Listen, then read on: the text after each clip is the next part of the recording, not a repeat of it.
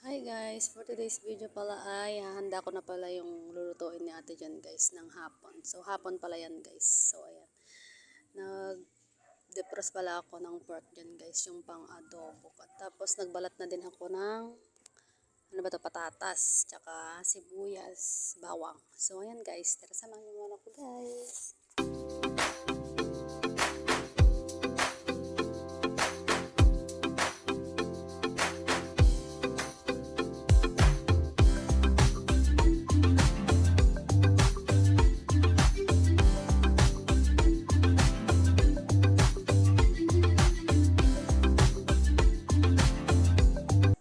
Ayun na nga mga guys, matapos ko na palang binalatan yung patatas dyan kasi at hiniwa-hiwa ko na rin siya ng ano, maliliit dyan. So ayan, pagkatapos ko nga palang hiniwa-hiwag yan guys, ay hiniwa ko na rin yung bawang at saka sibuyas. So ayan guys. At so ayan na nga guys, sinunod ko na rin pala dyan yung karne guys kasi hinati-hati ko siya kasi medyo malalaki siya guys. So sabi nga pala ni ate guys, hati-hatiin ko siya. So ayan guys.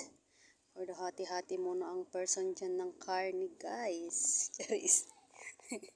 Ang bilis-bilis ko pa dyan guys. O tingnan nyo naman. Grabe.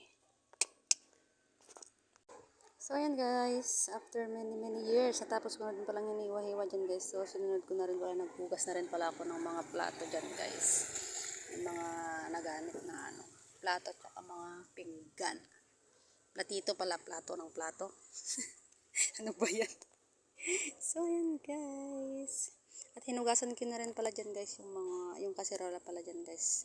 Muntik ko na makalimutan. So ayan.